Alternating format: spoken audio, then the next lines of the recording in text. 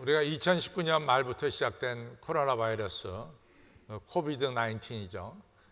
코로나 바이러스 디지즈 19라고 하는 코비드 19이 2019년 말, 2020년 1년 내내, 2021년도도 언제 이것이 끝날지 잘 모르는 가운데 우리가 살아가고 있습니다. 참 이 코로나 바이러스 굉장히 심각하죠. 지난 2021년 1월 8일에는 미국에서 3,800명이 세상을 떠났습니다. 하루에 3,800명이. 그저께는 3,001명인가가 또 세상을 떠났습니다. 이같이 세계 최고의 국가라고 하는 미국에서 코로나 이 바이러스로 말미암아서 하루에 3,800명, 또 하루에 3,000명 이렇게 이상씩 세상을 떠나고 있습니다. 바이든 대통령께서 이제 말씀하셨죠. 2차 대전 때 죽은 숫자보다 더 많은 숫자가 이번 코로나 바이러스 때문에 미국 사람이 죽었다. 40만 명이 넘게 죽었으니까 보통 심각한 문제가 아닙니다. 정말 이 조그만 이 병균이 바이러스가 이렇게 많은 사람을 해할 줄은 미처 몰랐죠. 2017년이라고 생각합니다. 2017년에 소위 말해서 아티피셜, 그러니까 이 인텔리전스, AI라고 한 이 아티피셜 인텔리전스에서 만들어놓은 알파고라고 하는 이런 로봇과 그 다음에 우리나라의 최고의 바둑 기사라고 일컫는 이세돌과 이같이 대국을 벌였죠. 2017년에 큰 이같이 사람들의 관심을 가졌어요. 우리가 아는 대로 이 아티피셜 AI가 만든 알파고가 이 사람으로서 바둑 기사 최고의 자리에 있었던 이세돌을 이겼습니다. 그때 우리가 기억하는 것은 이제는 이 AI 시대가 왔다. 이 AI가 인간의 모든 문제를 해결해 줄 수가 있다. 또 이 3D 이러한 이 문명으로 말미암아 우리 인간의 간도, 인간의 폐도, 인간의 심장도 다 복사할 수 있고 또 재생산할 수 있다. 이래서 인간의 수명이 무슨 100세가 아니라 상당히 오래 인간의 수명이 계속될 것이다. 이런 이야기를 우리가 2017년에 얼마나 많이 들었는지 모릅니다. AI가 모든 것을 다 해결해 주는 이처럼 만능의 이러한 AI가 된 것처럼 우리들에게 아주 많은 이야기를 해줬습니다. 그러나 2017년에 그랬는데 2019년, 20년, 21년 이 코로나 바이러스가 지금 인류 사회에 이같이 기승을 부리는데 도대체 AI가 뭘 하느냐 말이죠. 아티피셜 인텔리전스가 뭘 하느냐 이거죠. 이런 어떤 한계가 우리에게 분명히 있는 것을 알 수 있습니다. 저는 이 AI가 이 코로나 바이러스가 성행할 때 사실은 목회자가 이제 제일 먼저 떠오르는 게 이제 성경에서 떠오르는데 저는 창세기 11장에 나오는 이 바벨탑 사건이 제일 먼저 제 머리에 떠올랐습니다. 이 바벨탑 사건은 아시다시피 이 유프라테스강 티그리스강 하류 지역의 바벨이라는 지역에서 일어난 사건이죠. 그런데 아시다시피 우리가 강에 가 보면은 상류에 올라가면은 이 돌들이 큽니다. 근데 하류로 내려올수록 이 돌들은 작아지고 또 바다 가까이 갈 때는 그 모든 것들이 다 모래와 진흙으로 바뀌어 있죠. 그래서 여러분과 제가 이 김포 쪽에 가서 보면은 김포 쪽에 있는 모래들은 상당히 잘고 그다음에 진흙이 많습니다. 상류서부터 끌고 내려온 진흙과 모래가 하류에 쌓이게 되는 거죠. 마찬가지로 유프라테스 강과 티그리스 강도 상류서부터 내려오는 진흙과 모래가 하류에 쌓여져 있었어요. 그래가지고 이제 이 진흙이 상당히 많았는데 그 바벨 지방에 사는 사람들이 아주 우연찮게 신기한 것을 발견합니다. 그것은 뭐냐면 이 진흙이 불에 같이 스쳐만 지나가면은 이 진흙이 돌처럼 딱딱하게 굳어지는 걸 갖다가 이 시날 평지에 살던 이 바벨 사람들이, 바벨 그 근처에 살던 사람들이 그것을 발견하게 되죠. 그래서 하나 더 발전해 가지고 사람들이 진흙을 갖다가 네모다랗게 사각으로 만들고 불을 통과시켰어요.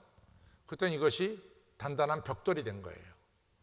그 다음에 벽돌과 벽돌 사이에 붙여야 되는 것이 오늘날 우리는 시멘트를 붙이는데 이 바벨 사람들이 벽돌과 벽돌 사이에 역청, 땅에서 나는 이 검은 역청을 갖다가 대우선 붙이니까 이것이 아주 잘 붙는, 역청이 시멘트 역할을 하는 이런 것을 발견하게 됩니다.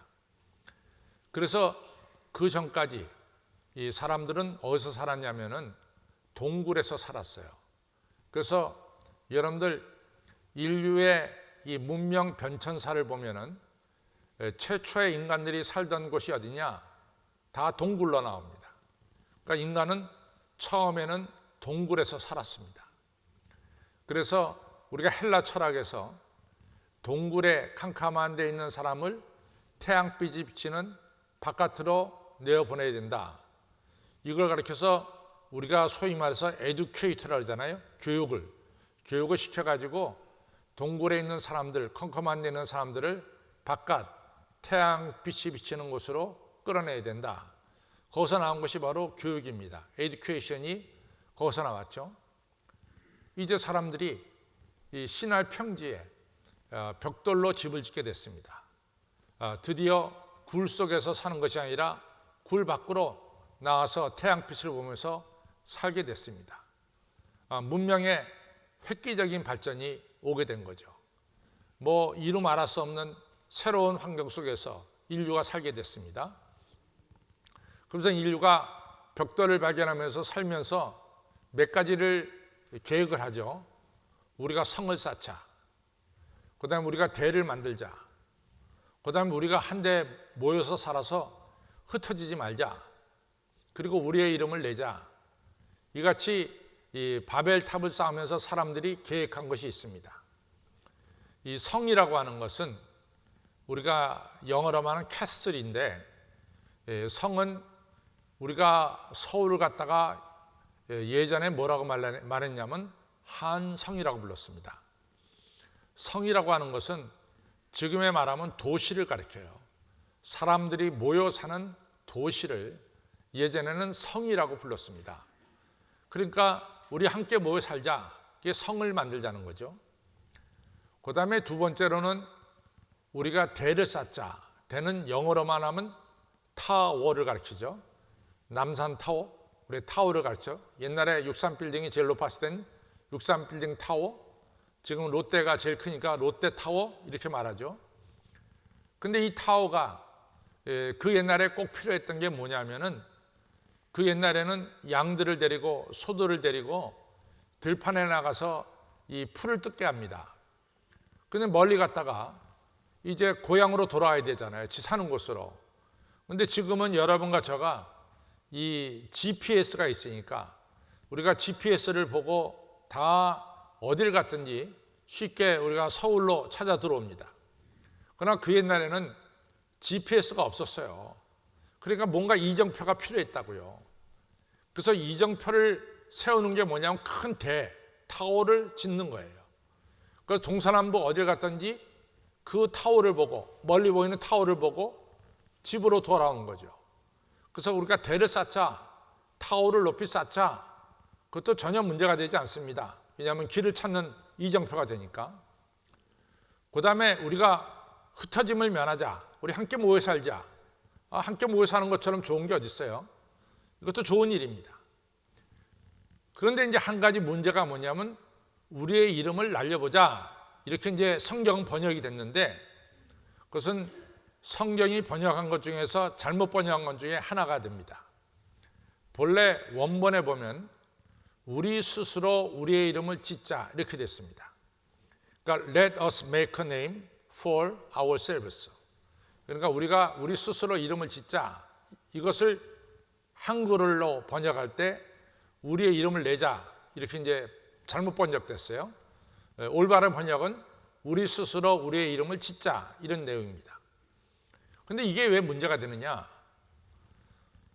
여러분들 이름을 자기가 지은 사람 있어요? 이구현 장로님 이름 자기가 졌습니까? 아버지나 할아버지가 지어주셨다고. 그럼 이 얘기는 뭐냐? 아버지나 할아버지가 우리의 권위의 대상이에요. 권위의 대상. 그래서 아담과 이브의 이름을 지어준 분은 하나님이세요. 그 다음에 아담과 이브는 호랭이나 사자나 이런 짐승의 이름을 졌어요.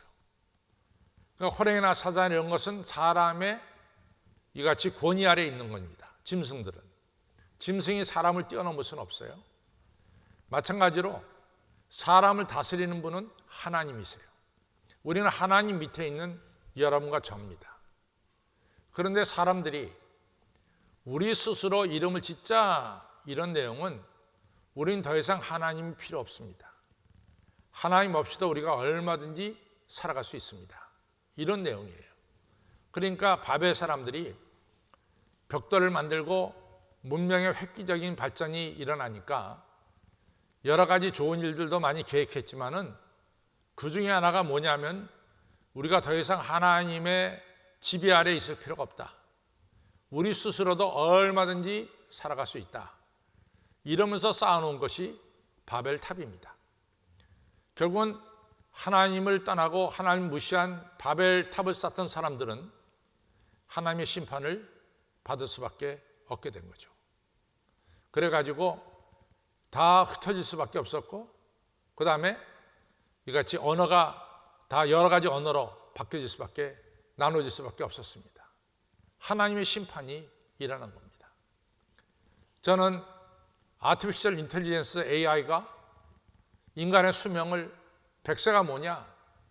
뭐 간이라든가 우리 장기를 갖다가 얼마든지 이 복제할 수 있고 또 얼마든지 인간의 모든 약점을 미리미리 발견해서 치료할 수 있고 이래서 인간의 수명이 100세를 넘어 200 뭐 이렇게까지 올라간다고 말할 때 마치 인간이 인간 스스로 인간 수명을 갖다가 결정지을 수 있을 만큼의 인간의 과학이 발달됐다고 한참 떠들 때 이 별것 아닌 우한에서 시작된 코로나 바이러스 하나가 전 세계를 뒤덮이면서 지금 아시다시피 이처럼 하루에 3,800명 미국에서 말이죠.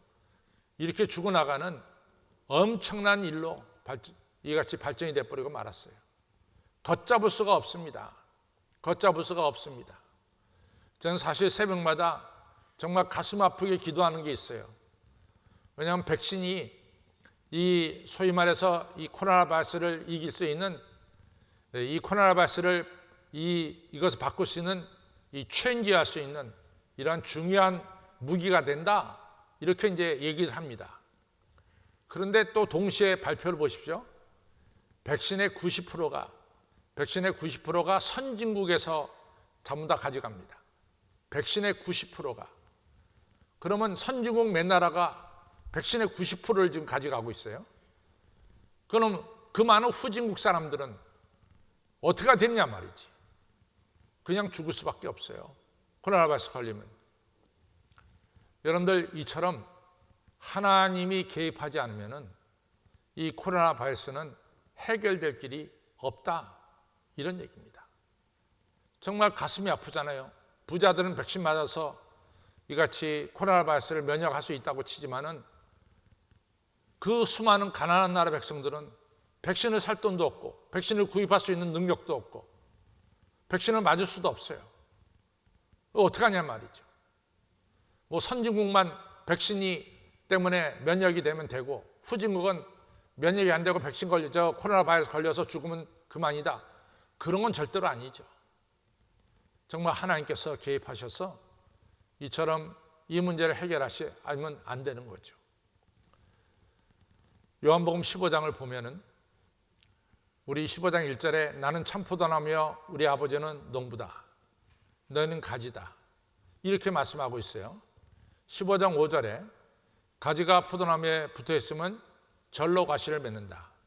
그러나 가지가 포도나무에 떨어져 나가면 말라 죽을 수밖에 없다. 너희들은 나를 떠나서는, 하나님을 떠나서는 아무것도 할 수가 없다. 이것이 바로 요한복음 15장 5절의 말씀이에요. 사도행전 4장 12절의 말씀, 인간이 구원을 얻는 길에 있어서 천하에 구원 얻을 만한 이름을 예수 그리스도 외에는 하나님이 주신 일이 없다. 이것이 사도행전 4장 12절입니다. 우리를 구원할 수 있는 분은 바로 예수 그리스도밖에 없다라고 하는 중요한 사실을 성경은 말씀하고 있습니다. 오늘 우리가 읽은 이 성경 본문은 요한복음만 빼놓고 마태, 마가, 누가복음에 다 나왔어요. 그런데 이 청년에 대해서 이 마태, 마가, 누가를 종합해 보면은 이 성경에 나오는 이 인물은 청년입니다. 젊었습니다. 두 번째는 부자입니다. 세 번째는 관원이에요. 그러니까 젊었고 부자고 그 당시 세상적인 지위를 갖고 있었던 관원이었어요. 게다가 윤리적으로 굉장히 깨끗한 사람이었어요. 그러니까 어떻게 보면은 모범생이에요, 모범생. 많은 사람들에게 삶의 모델이 될 수 있는 모범생입니다. 젊었고 부자고 그리고 관원이고 거기다가 윤리적으로 깨끗한 사람이에요. 근데 이 사람이 예수님을 찾아왔어요. 자기가 다 가졌어요. 세상 사람들이 부러워하는 것들을 다 가졌죠. 그런데 이 사람이 와가지고 어떻게 하면 내가 구원을 얻을 수 있습니까? 라고 이제 예수님께 물어왔습니다. 이때 예수님께서 세 가지를 얘기합니다. 너는 왜 나를 갖다 선한 선생님이라고 말하느냐? 선한 선생님은 하나님밖에 없다. 이게 첫 번째고, 두 번째, 너 계명을 다 지켰냐? 그랬더니 이 젊은 이 관원이 말하기를 제가 어려서부터 계명을 지켰습니다. 살인하지 말라, 간음하지 말라, 도둑질하지 말라, 거짓 증거하지 말라, 이웃의 것을 탐내지 말라, 그리고 내 부모를 공경하라. 이 10계명 중에서 4계명서부터 시작된 이 모든 계명을 다 지켰습니다. 5계명서부터 다 지켰습니다. 라고 말하는 거예요. 계명 다 지켰어요. 근데 이제 예수께서 세 번째로 한 말씀이 있어요. 그것은 뭐냐면 너 가진 재산을 다 팔아 가난한 자들에게 주고 그러면 하늘에서 내게 보상이 있을 것이다. 그리고 와서 나를 따르라. 이런 말씀을 하셨어요. 근데 그게 너무 이 부자 청년한테는 어려운 거예요. 심히 근심하면서 떠나갔다 그랬어요. 그걸 갖다가 예수님도 보시고 제자들도 다 봤습니다. 제자들이 예수님이 이것을 본 제자들에게 이런 말씀합니다. 부자가 천국에 들어가는 것이 얼마나 어려운지 낙타가 바늘귀로 들어간 것보다 더 어렵다. 이 말씀 예수님이 하신 거예요. 오늘 우리가 읽은 본문에 보면은. 그랬더니 제자들이 예수님 그러면은 세상에 누가 구원을 받겠습니까? 세상에 구원을 받을 만한 인물이 어디 있습니까? 이렇게 이제 물어보죠. 그때 27절에서 예수님이 아주 오늘 마가복음 10장 27절에서 너무나 중요한 얘기를 합니다. 그 얘기는 뭐냐? 사람으로는 할 수 없으되 하나님께서는 능히 하실 수가 있느니라. 하나님께는 능치 못할 일이 없다.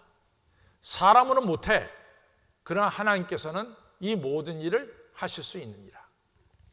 우리가 인생을 살면서요, 여러분과 저가 해야 될 일이 있습니다. 그러나 분명한 것은 하나님이 하실 일이 확실히 있습니다. 오늘 우리가 은혜를 받고자 하는 것은 하나님이 하실 일, 그 일이 무엇인지 우리가 분명히 알아야 됩니다. 이제 문제는 뭐냐? 사람들이 하나님이 하실 일을 갖다가 사람들이 무시하는 거죠. 제껴놓는 거죠. 사람이 모든 일을 할 수 있다라고 생각을 하는 거예요. 쉽게 말해서 AI가 인간의 생명도 마음대로 누릴 수 있고 AI가 인간의 가지고 있는 모든 문제도 해결할 수 있는 것처럼 인간이 생각하는 거죠. 벽돌을 만들어 놓고 신할 평지에 집을 짓기 시작하면서부터는 인간이 모든 것을 해결할 수 있다고 생각하고 더 이상 하나님 우리의 이름을 지어줄 필요가 없습니다. 우리를 다스릴 필요가 없습니다. 이렇게 이제 생각을 하는 거죠. 그러나 우리의 인생을 살려보면 여러분과 저가 지금까지 살아오면서 수없이 깨닫는 것은 내가 하지 못하는 일이 너무나 많다는 겁니다. 하나님만이 하실 일이 정말로 많다는 거죠. 이것을 여러분과 저가 정직하게 받아들이고 인정하고 그리고 하나님이 해야 될 일을 하나님께 내어 맡길 수 있는 이러한 결단과 믿음이 우리에게 필요하다 이거죠.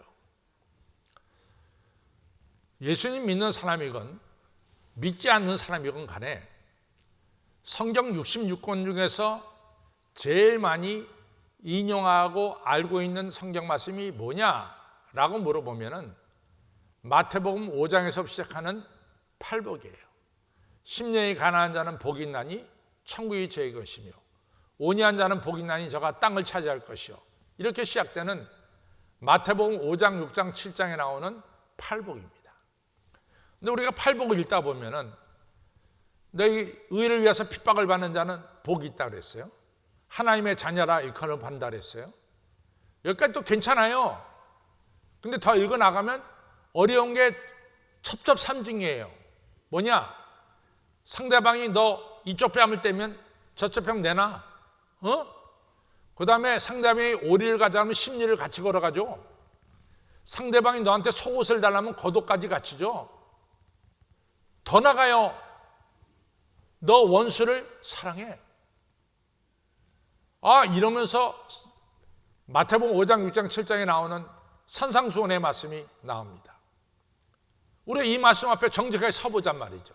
여러분 그 말씀 지킬 수 있어요? 지킬 수 있냐 말이죠.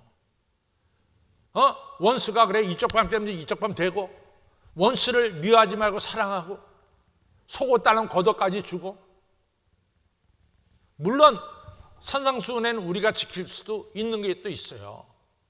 그러나 우리의 힘으로는 지키지 못할 산상수훈의 말씀이 많다고요. 그것을 정직하게 여러분과 저는 인정을 해야 돼요. 내 힘으로는 이 말씀을 다 못 지킵니다. 그렇죠.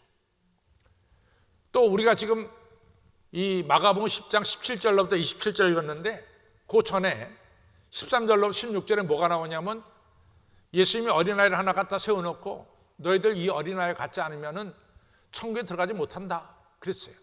그때 예수님이 말하는 이 어린아이는 뭡니까? 어린아이는 철두철미하게 부모님을 의지하는 거예요. 부모님 없이는 살 수가 없는 거예요. 어린아이 부모님 없이 살 수 없죠. 부모님 의지하는 거죠. 부모님 말씀에 순종하는 겁니다. 또 어린아이 할 때 여기서 어린아이는 순결하고 거룩한 걸 말하는 거예요. 이같이 어린아이 같지 않으면 천국에 들어가지 못한다. 여러분과 저가 어린아이가 될 수 있어요? 그렇게 어린아이가 될 수 있냔 말이죠. 물리적으로 불가능해요. 물리적으로 한계가 있습니다. 그러니까 분명한 것은 여러분과 저는 하나님 말씀을 내 힘으로 지킬 수가 없어요. 여러분과 저의 힘과 능력으로 지킬 수가 없어요. 물론 지킨다고 마음먹어도 우리가 쓰는 말대로 작심삼일이에요. 3일 가면 다 허물어지고 마는 거예요. 여러분과 저가 이같이 신앙생활하는 것도 내 힘으로 할 수가 없는 거예요. 결론을 말하면은 하나님의 힘, 하나님의 영, 성령의 역사 아니면은 우리가 신앙생활도 제대로 할 수가 없는 거라 그 말이에요. 그래서 우리는 이 신앙생활도 내 힘으로 신앙생활하는 것이 아니라 이 신앙생활도 하나님의 영, 하나님의 힘으로 제가 신앙생활 하는 것입니다. 이걸 갖다가 우리가 인정하는 것이 중요하다 그 말이에요. 이것을 받아들이는 것이. 오늘 이 부자 청년이 나왔어요. 부자 청년 생각에는 윤리적으로 이 사람이 깨끗한 사람이거든요. 뭐 살인하지 말아요, 간음하지 말아요, 도둑질하지 말아요. 이 계명 6가지 다 지켰잖아요. 내 부모를 공경하라.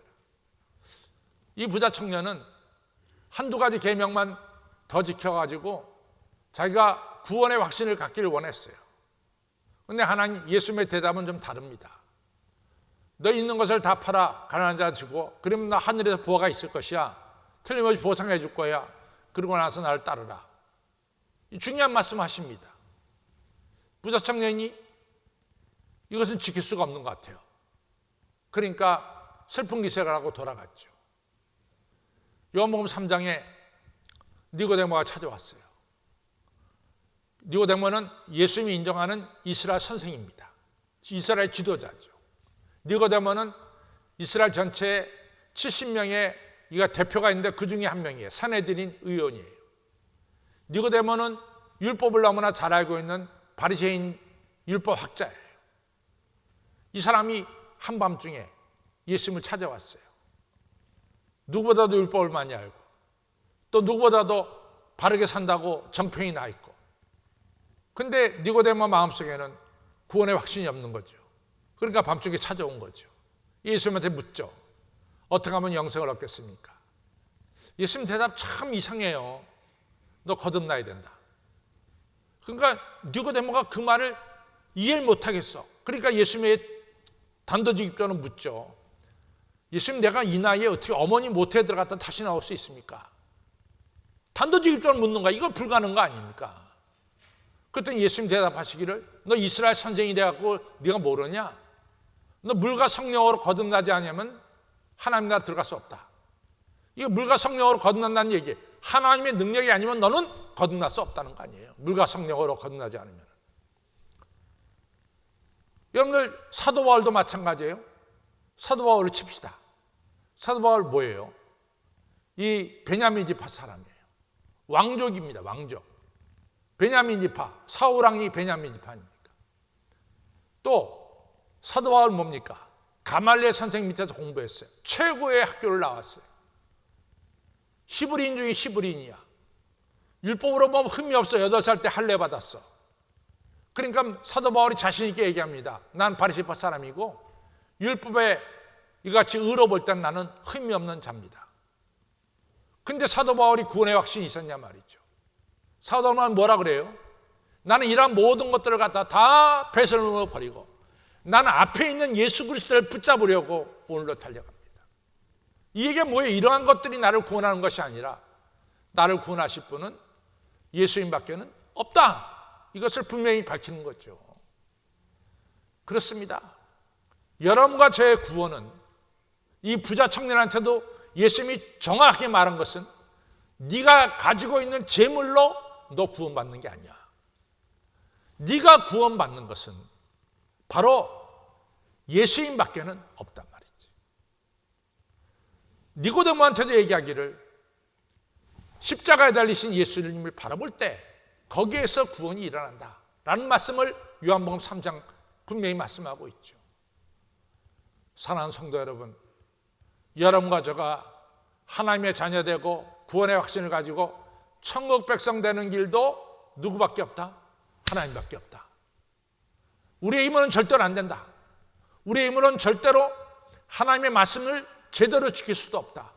이 모든 것도 다 하나님 주시는 성령의 역사와 은혜로서만이 우리는 하나님의 말씀을 지킬 수 있다라고 하는 사실이에요. 그러면 중요한 결론에 도달했어요. 여러분과 저는 결론이 뭐냐? 하나님의 능력을 힘입어야 돼. 하나님의 은혜를 받아야 돼. 이것이 결론입니다. 우리는 2021년 하나님의 은혜와 능력을 받으면서 살아야 된다는 것이 결론이에요. 그러면 우리가 어떻게 하나님의 은혜와 능력을 받느냐? 이것이 중요한 거예요. 중요한 거예요. 여러분들, 인간의 말로 이것이 교육으로 이렇게 될 수 있느냐는 거죠. 여러분들, 가까운 사람 중에, 아니 내 아들 중에 한 명이 알코올 너무너무 좋아해. 알코올 중독자야. 아버지가, 어머니가 걔를 불러다 놓고 걔 앞에서 막 울어요. 야, 이놈아, 좀 술 그만 먹어라. 너 술 때문에 네 아내 도망갔지. 네 애들 꼴을 봐라 말이야. 네 애들 쟤들 어떡하냐. 지금 할아버지 할머니가 다 7, 80이 돼가지고 쟤들 지금 돌보고 있는데 내가 얼마까지 사냐. 네가 돌봐야 될 아들이 아니야 말이야. 너 술 그만 먹어라. 그렇다고 그 아들이 술 그만 먹을까요? 네? 그만 먹을까요? 제가 이제 미국서 목회할 때인데, 제가 저보다 뭐 나이 같아나 한 살이나 아래인 박집사가 있었어요. 근데 이 사람이 부인은 간호원이고 아버지 어머니 교회 나오고 남동생 여동생 다 우리 교회 다니는데, 이 큰아들인데 이 사람이 멀쩡합니다. 그리고 이 뭐 미국사는 여러 가지 직업을 하는데, 이 사람은 이 페인트를, 이 벽에 이제 페인트 칠하는 직업을 가졌어요. 근데 부인은 간호원이니까 뭐 이게 미국서 이제 제가 목회할 때 80년 또 70년대 말에 이제 RN 레지스터 널스가 되면은 그냥 처음에 취직하자마자 5만 불 6만 불을 받았어요. 그게 지금부터 40년 전 얘기니까 40년 전에 그렇게 받은 것은 고액입니다. 고액. 그러니까 뭐 가정이 사는 데는 문제가 없어요. 뭐 그 당시 미국에서 로스앤젤레스에서 그냥 보통 집은 한 1억, 우리나라 돈 1억이면 좋은 집 샀어요. 이제 이럴 때인데 이 친구가 참 손재주가 좋아요. 핸디맨이야. 맥가이버 같아. 그래서 교회에서 뭐 이렇게 수도꼭지 망가지고 뭐 이렇게 하면은 뭐 자기가 와서 금세 고쳐줘요. 저는 개인적으로 고맙죠. 왜냐하면은 미국에서 그 당시에 이 사람을 불러서 그걸 갖다 고치려고 그러면은 적어도 50불을 줘야 돼요. 50불을. 그냥 사람이 왔다 가면 무조건 50불이에요. 그러니까 지금부터 40년 내에 50불이라고 하는 것은 우리나라 지금 6만 원인데 적지 않은 돈이죠. 그 옛날에 50불은. 근데 이 친구가 다 하죠. 근데 이 친구에게 치명적인 약점이 있어요. 그건 뭐냐? 노름이야, 노름. 이 노름을 못 끊어요. 노름을. 다 완벽하잖아. 아버지 어머니 살아계시지, 부인이 있지, 자식이 있지, 동생들 다 교회 다니지, 자기도 교회 집사지, 그리고 뭐 교회에 유용한 사람이지. 근데 이 노름을 못 끊는 거야. 그래서 저는 항상 이 친구가 안타까워가지고 교회도 자주 와요. 시간 있을 때 와가지고 저하고 이런 얘기 저런 얘기도 하는데, 저는 이 친구를 이제 정말 온전한 사람 만들려고 이제 늘 생각하고 기도하고 있었죠. 근데 이제 그때 교회가 페인트를 할 때가 됐어요. 페인트를. 그래서 내가 이제 그 친구한테, 박지사한테, 박지사 교회 페인트 좀 할래 했더니 자기가 하겠대. 그래서 재료값을 달라고 그러더라고. 그래서 재료값 딱 뽑아서 가져왔어요. 그래서 교회 재정부에서 재료값을 줬을 거 아니에요. 사라졌어. 안 보여. 야, 이게 미치겠어요.